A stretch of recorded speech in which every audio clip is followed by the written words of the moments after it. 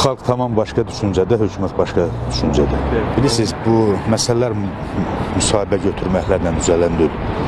Xalqın tələbi başqadır, tələblər qoymaq lazımdır. Hələ bu xalqın bir sosial problemi həll olmuyor. Millət sosial problemlər məngənəsində can verir və can üstədir.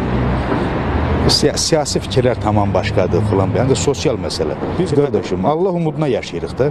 Millət olaraq Allah umuduna yaşayırıq və millət olaraq da Allahın lütfüne sığınmışıq. Yoxsa heç bir insan, bunu açıq deyin, qorxmaq, çəkinmək lazım deyil. Heç kim aldığı məvaciblə, devlət nə üçündür, hakimiyyət nə üçündür? Hakimiyyət və devlət xalq üzərində, məsuliyyəti üzərinə götürüb, xalqın rifahını yaxşılaşdırmaq, ağ günə çıxartmaq, idarə eləmək üçün, xalqı məhv eləmək üçün deyil ki. Elə bir dənə meşədən meyvə yığma ayıbdır, gülməlidir, gülünçdür, nədir bu? Sən meyvədən zoğal yığacaqsan, ona cərimə verilməlidir, hə? Meşəbəyi də üzr istəyirəm, rüşvət gəlir mənbə yaradırsınız. Birinci özümüzdən, demokratiya nədir? Tənqid və özünü tənqid şəraiti. Tənqid etməliyik yerində və qaydasında. Ancaq dözümsüzlük var da, tənqidə də bir dözümsüzlük var.